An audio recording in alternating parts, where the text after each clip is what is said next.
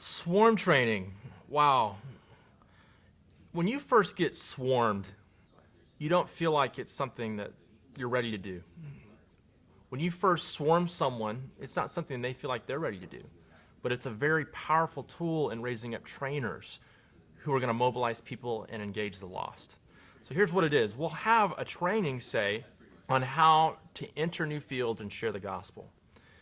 And we'll divide that training up into sections and take people who've never trained before in many cases and say, hey, can you train on how to share the 3 circles?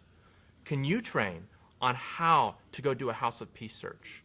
Can you train on what to do when someone says yes to the gospel? And we'll train in segments so that we expose a lot more people to the experience of training. And this is a way that we raise up more trainers in an area and see more people raised up who can mobilize people into the harvest. Now, one of the key things to remember is that it's going to be messy. It's not going to be something that's clean cut, that's really programmed. You're going to have people who mess up, but we've got to be willing when we're discipling people to let them fail forward.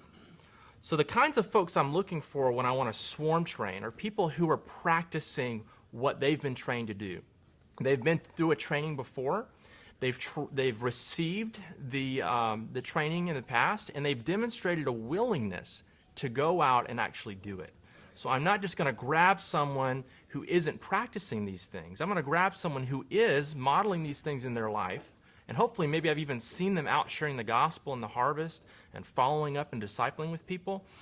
And then I'm going to invite them to a training that I have, say, with a church that wants to develop an outreach strategy, a multiplying, reproducing evangelism and discipleship plan, and say, hey, can you come help me train?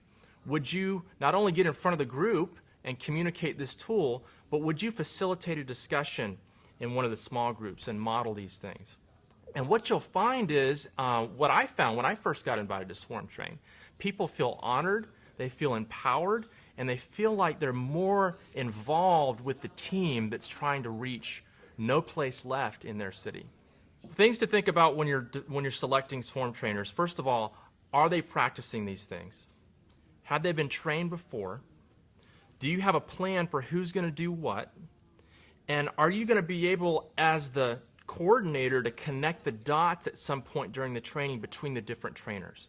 Because you're going to have a lot of different angles from different people because you're pulling them up to do these different segments of the training, and you want to connect the dots for the people in the audience so they understand what's going on.